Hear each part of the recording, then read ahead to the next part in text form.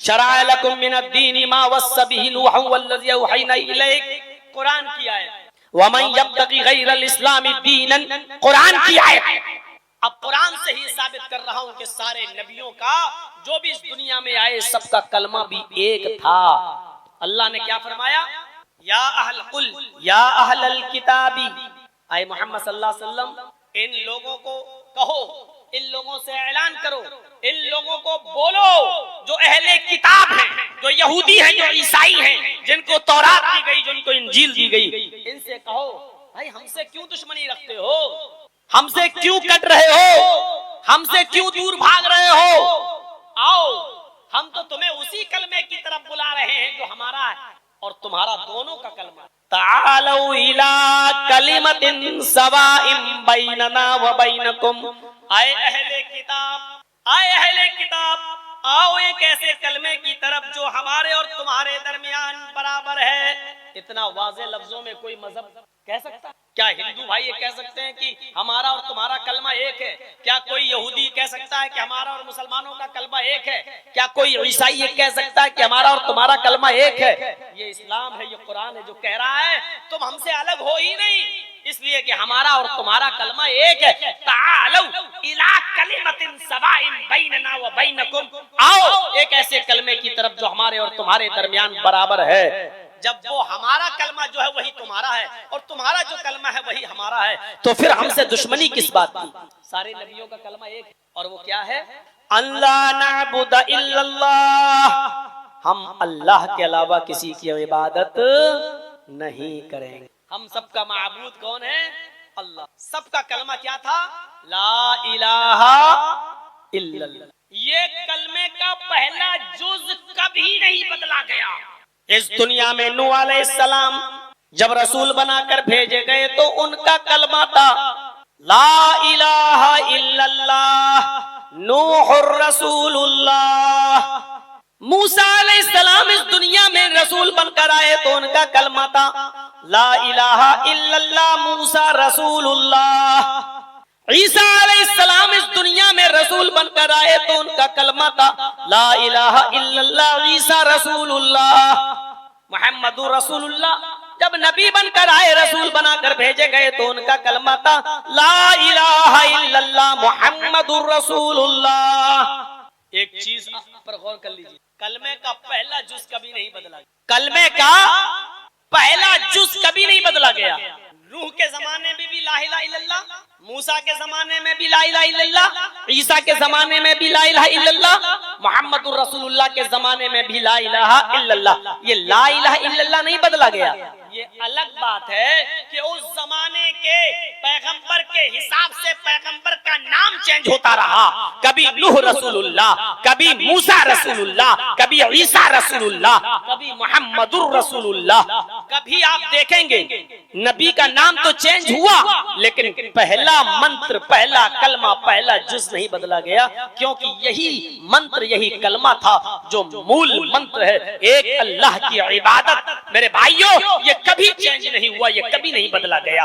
اسی کو قرآن نے کہا ہے تعالوا الی کلمۃ سواء بیننا وبینکم، آؤ ایک ایسے کلمے کی طرف جو ہمارے اور تمہارے درمیان برابر۔ سب کا یہ کھینچو اور بھیجنا سعودیہ، مل جائیں گے لاکھوں روپے۔ ہر جگہ سیاست کھیلی جاتی ہے، راجنیتی جلسوں میں بھی چلتی ہے، پبلک کے بیچ میں کھینچو گے تو بھی عقل نہیں۔ چور جب چوری کرتا تو بڑی عقل مندی سے کرتا ہے، یہ الگ بات ہے کہ بعد میں پکڑایا جائے۔ تو میں کہہ یہ رہا تھا یہ چیز کبھی چینج نہیں ہوئی، لا الہ الا اللہ سب کا کلمہ رہا ہے، ایک اللہ کی عبادت سب کے اندر رہی ہے اور آج تک وہ بدلی نہیں گئی ہے۔ سب یہی مانتے ہیں کہ ایک اللہ ہے، ایک اللہ کی۔ تو اس لیے اللہ نے کہا جو اسلام کو چھوڑ کر کوئی دوسرا راستہ اختیار کرے گا وہ راستہ اس کا قبول نہیں کیا جائے۔ وَهُوَ فِي الْآخِرَةِ مِنَ الْخَاسِرِينَ، اور آخرت کے اندر وہ خسارہ اٹھانے والوں میں سے ہوگا۔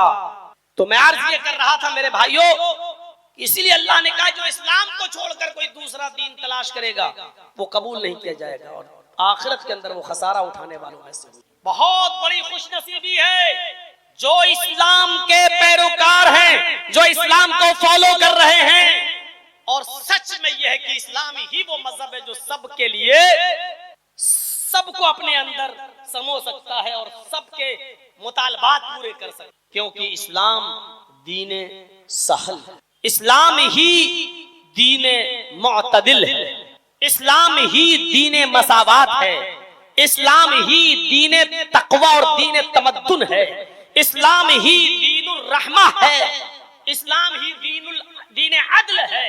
ساری خوبیاں صرف اسلام کے اندر موجود ہیں۔ آپ دیکھ لیجئے اسلام میں کتنی آسانی ہے۔ اللہ رب العالمین نے 5 چیزوں کو اسلام کی بنیاد قرار دیا ہے۔ خود اللہ کے نبی صلی اللہ علیہ وسلم نے بنی الاسلام علی 5 شہادت اللہ الہ الا اللہ وان محمد رسول اللہ واقام الصلاۃ وایتاء الزکاۃ والحج وصوم رمضان۔ اللہ رب العالمین نے یہ اسلام کی بنیاد بتائی ہے۔ یہ 5 چیزیں اسلام کی بنیاد ہیں۔ اب سہولت دیکھیے، نماز آپ کے اوپر 5 وقت کی فرض ہے جو کسی بھی حال میں چھوڑی نہیں جا سکتی ہے، کسی بھی حال میں آپ کے اوپر معاف نہیں ہے۔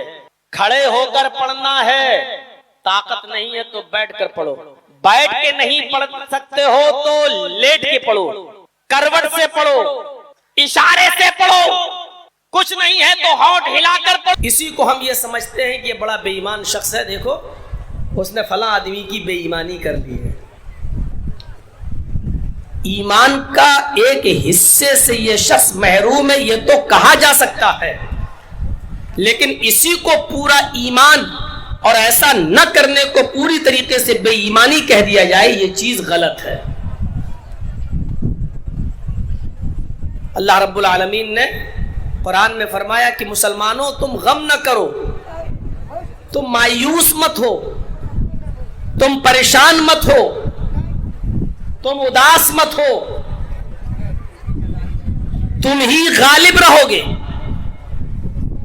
تم ہی سر بلند رہو گے، ہم تم ہی کو عزت دیں گے، تم ہی کو بلندی عطا فرمائیں گے، سرداری دیں گے، اعلیٰ مقام عطا فرمائیں گے، لیکن میری ایک شرط ہے، ان کنتم مؤمنین، اگر تم مومن ہو تو،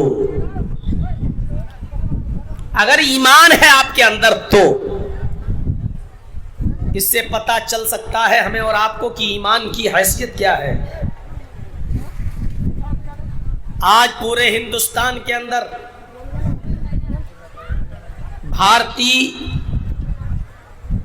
قانون کے مطابق اور گرہ منترالے کی رپورٹ کے مطابق 20 کروڑ مسلمان ہیں،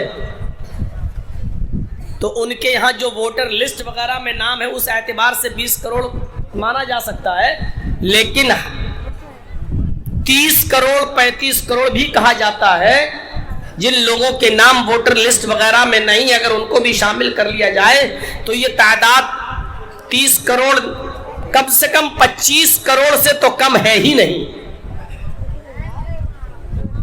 لیکن اللہ کہہ رہا ہے کہ ہم تم ہی کو بلندی دیں گے، تم ہی کو سرداری دیں گے، تم ہی کو اعلیٰ مقام دیں گے، تم ہی کو حکومت دیں گے۔ ان کنتم مومنین، اگر تم مومن ہو تو۔ آج ہمارے پاس حکومت نہیں ہے، آج ہمارے پاس سرداری نہیں ہے، آج ہمارے پاس عزت نہیں ہے، آج سب سے زیادہ ذلیل ہم ہیں، سب سے زیادہ رسوا ہم ہیں، سب سے زیادہ پریشان حال ہم ہیں، تو اس کا مطلب یہ ہے کہ ہمارے اندر ایمان نہیں ہے، ورنہ ساری کائنات جھوٹی ہو سکتی ہے، اللہ کا فرمان جھوٹا نہیں ہو سکتا۔ اللہ کہہ رہا ہم عزت تمہیں دیں گے، سر بلندی تمہیں دیں گے، ان کنتم مومنین، شرط یہ ہے کہ پہلے تم اپنے اندر ایمان پیدا کر لو۔ آج ہمارے اندر ایمان نہیں ہے، اگر ایمان ہمارے اندر ہوتا تو آج ہماری یہ حالت نہیں ہوتی جس حالت سے ہم اور آپ گزر رہے ہیں۔ جو چاہتا ہے ہمیں پکڑ لیتا ہے، جو چاہتا ہے کوئی بھی گوشت کو گائے کا گوشت کہہ کر ٹرینوں میں ہماری رسوائی ہوتی ہے، ہماری داڑھی پکڑ کے کھینچی جاتی ہے، ہمارے بزرگوں کو بھی نہیں چھوڑا جاتا ہے، جہاں مرضی آئی وہاں پکڑ کے باندھ کے مارا جاتا ہے، پیٹا جاتا ہے، ہماری لنچنگ کی جاتی ہے۔ آج ہماری کوئی عزت نہیں ہے، کوئی ویلو نہیں رہی۔ اس کا بھی منہ ادھر ہے، اس کا بھی منہ ادھر ہے، پتہ ہی نہیں چل رہا، ایک تو ادھر کرو۔ اصل میں یہ کیڑا نہیں آتا تو کوئی بات نہیں، اتنا ہے 2 تو کھا چکا ہوں میں اب تک۔ اب یہ کم سے کم ایک پنکھے گھروں کی طرف ہونا چاہیے. ٹھیک,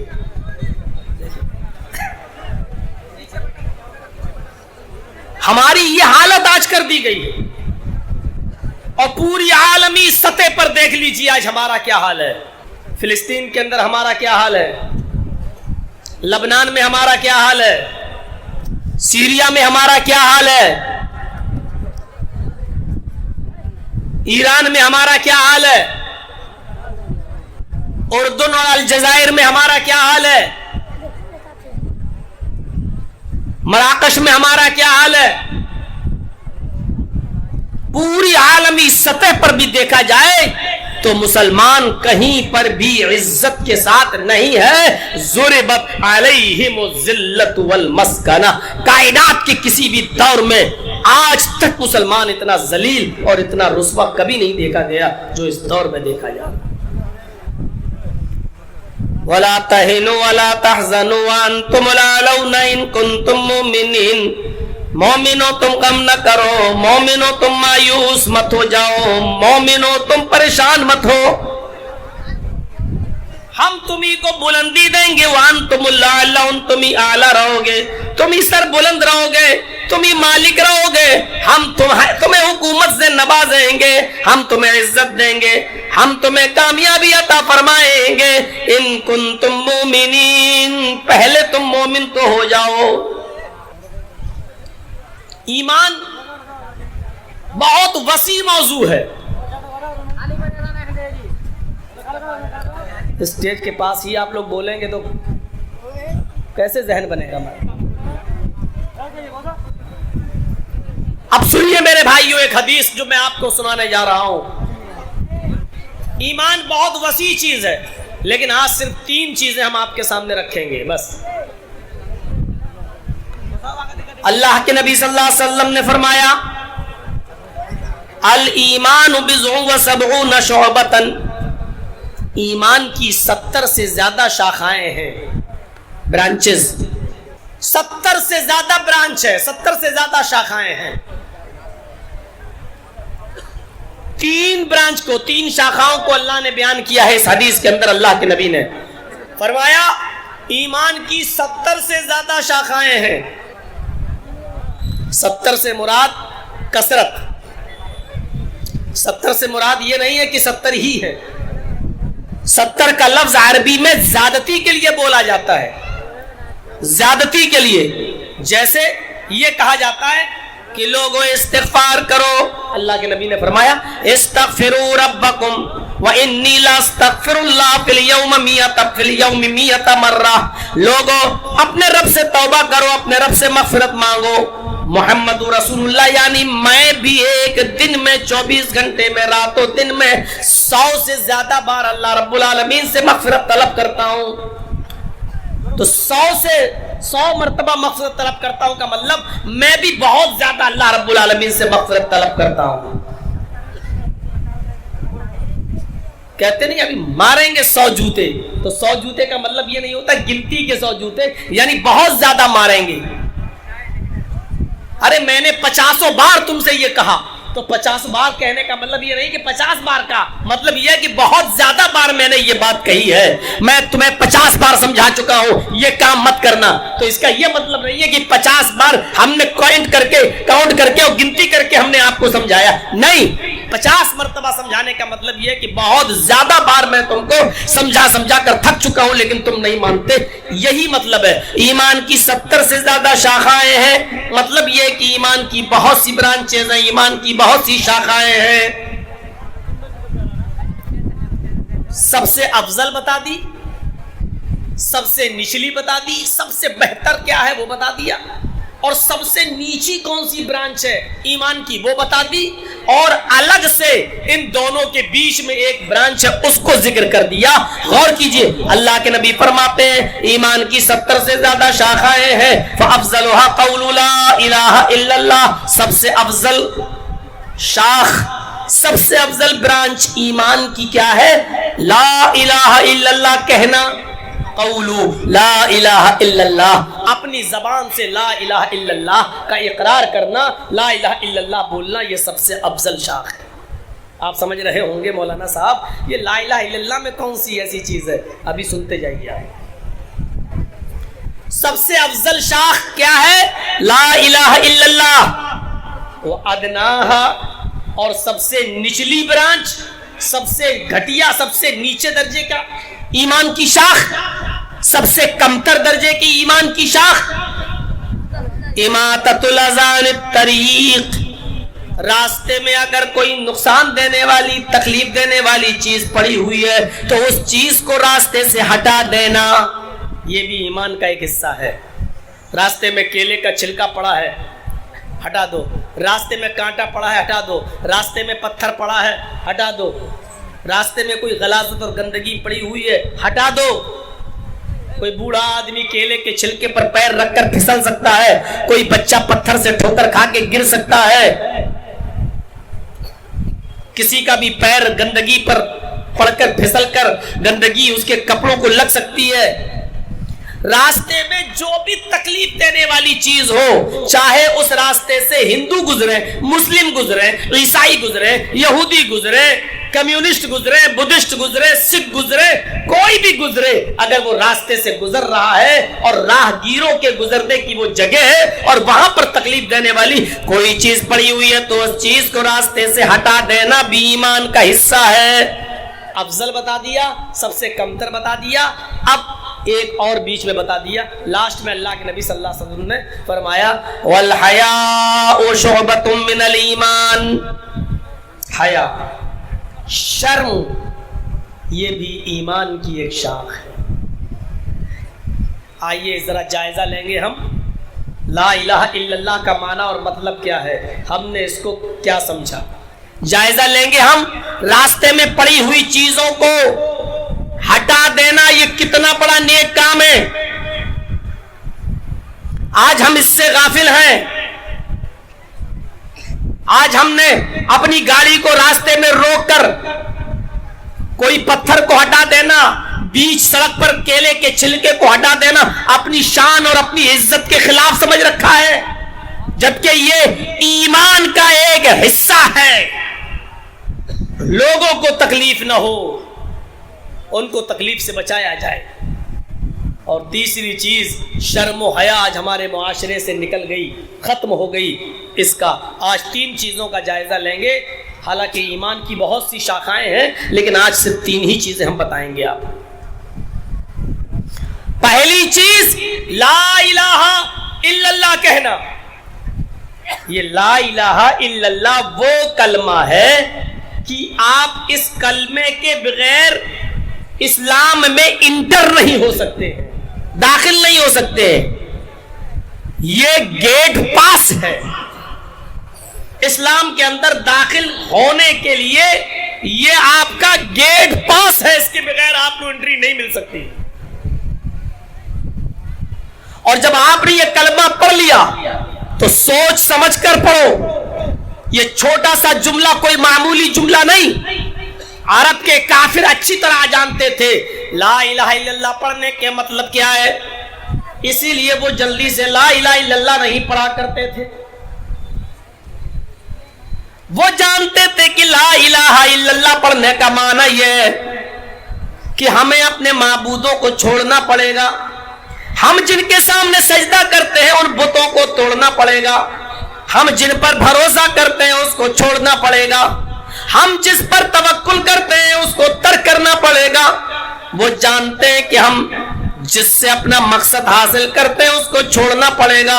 وہ جانتے ہیں کہ ہم جس کو اپنی مدد کے لیے موجود اور حاضر و ناظر سمجھتے ہیں اس کو ہمیں ترک کرنا پڑے گا۔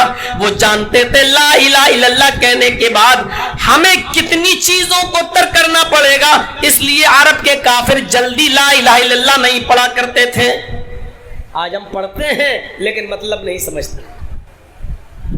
لا الہ الا اللہ پڑھ لیا، آپ ایمان میں داخل ہو گئے، اسلام میں داخل ہو گئے، لیکن مومن صرف وہی نہیں ہوتا ہے جو مسجد میں رہے تو مومن۔ مومن صرف وہی نہیں ہے، اذان کی آواز سنی حی علی الصلاح حی علی الفلاح، مسجد میں آ گیا، وضو بنایا اور نماز پڑھنے لگا. بس مسجد میں ہے تو مومن ہے، اور مسجد سے نکلا تو ایمان اس کے اندر سے نکل گیا. یہ ایمان نہیں ہے.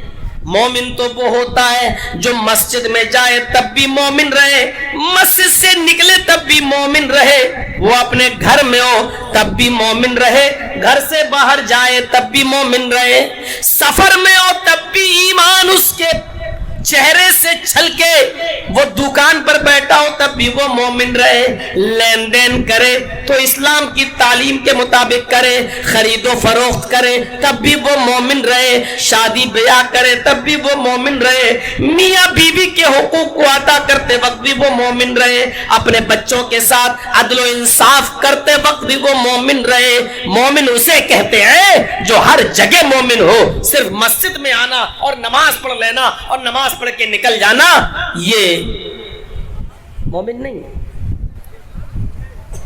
آپ دکان پر بیٹھے ہیں، موقع اچھا ہے، ایک آدمی انجان ہے، آپ کا 100 روپے کا سامان 1000 روپے میں بھی خریدنے کے لیے تیار ہے، آپ نے دیکھا ہے سیدھا سادہ ہے، اور آپ اس کو 100 روپے کا مال 1000 روپے میں بیچ رہے اور کہہ رہے ہیں کہ یہ بھائی صاحب 950 میں تو میں نے خریدا ہے، ہم آپ کو 700 میں کیسے دے دیں؟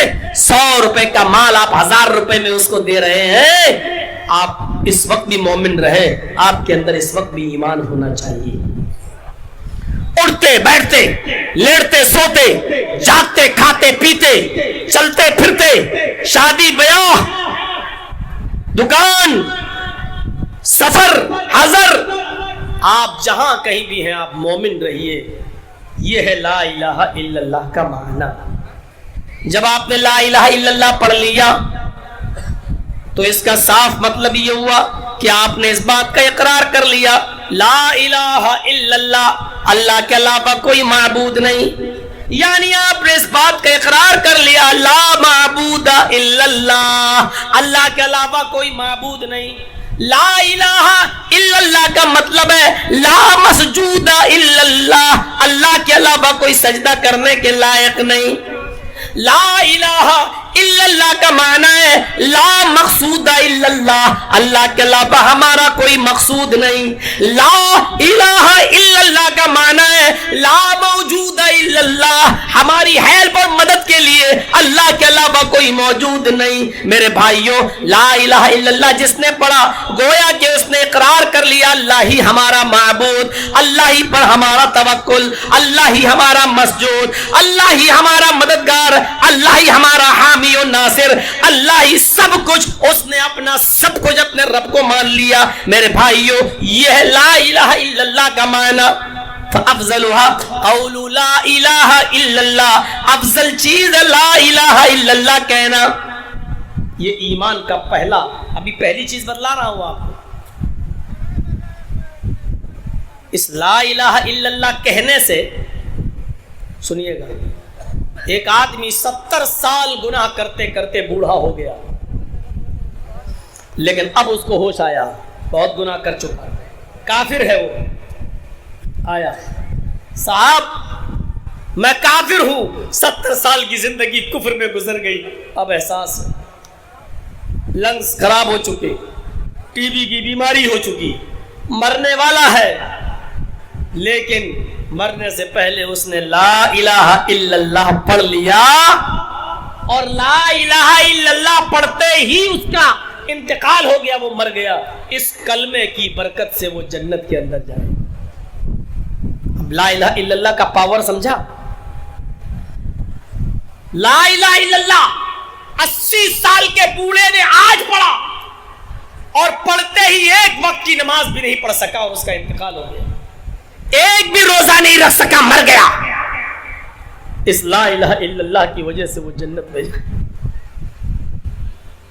اللہ کے نبی صلی اللہ علیہ وسلم ایک چھوٹے سے 12 سال کے بچے کی عیادت کے لیے گھر سے نکلے. پتہ چلا یہودی کا ایک بچہ بیمار ہے جو میری خدمت کرتا تھا. آپ اس یہودی کے گھر گئے، دستک دی، اس کے باپ نے دروازہ کھولا. اللہ کے نبی سے کہا اندر آئیے. اللہ کے رسول اس چھوٹے سے بچے کے پاس بیٹھ گئے. وہ اللہ کے نبی کو دیکھنے لگا اور اس کی آخری سانسیں نکل رہی تھیں. ایسے کر رہا تھا وہ، آخری سانسیں، اور اللہ کے نبی کو دیکھ رہا تھا. اللہ کے رسول نے اس بچے سے کہا، یہودی بچے سے، قل لا الہ الا اللہ، اے یہودی بچے لا الہ الا اللہ کہہ دو۔ جانتے ہیں کہ 12 سال کی عمر اس کی کیسی گزری ہے، لیکن آپ اس کے پاس بیٹھ کر کہہ رہے ہیں قل لا الہ الا اللہ، اے یہودی بچے لا الہ الا اللہ کہہ دو۔ اس بچے نے اپنے باپ کو دیکھا، یعنی اس کا دل تو تھا لا الہ الا اللہ کہنے کے لیے، لیکن اس نے اپنے باپ کی طرف دیکھا، اس کے باپ نے بھی سمجھ لیا میرا بیٹا چاہتا تھا اور میرا بیٹا زندگی میں محمد رسول اللہ کی بڑی تعریف کرتا رہا، نبی کی خدمت کرتا تھا اور آ کر مجھے نبی کے بارے میں بتاتا تھا، میرے بیٹے کا دل پہلے ہی سے محمد رسول اللہ کی طرف لگا ہوا تھا۔ باپ نے اپنے بیٹے کی استفہامیہ نظروں کو دیکھا، سوالیہ نگاہوں کو دیکھا، تو باپ نے اپنے بیٹے سے کہا بیٹے ابو القاسم کی بات مان لو، بیٹے تم محمد کی بات مان لو، تم بھی تو یہی چاہتے تھے، لا الہ الا اللہ پڑھنا چاہتے تھے، ٹھیک ہے محمد کہہ رہے ہیں تو تم پڑھ لو صلی اللہ علیہ وسلم۔ جیسی باپ کی اجازت ملی، بیٹے نے محمد رسول اللہ کو دیکھا، اس یہودی بچے نے، اور اپنی زبان سے یہ کلمہ پڑھ لیا، لا الہ اشہد ان لا الہ الا اللہ واشہد ان محمدًا عبدہ ورسولہ۔ یہ کلمہ پڑھا اور پڑھتے ہی اس بچے کا انتقال ہو گیا۔ 12 سال کا وہ یہودی بچہ اسی وقت مر گیا۔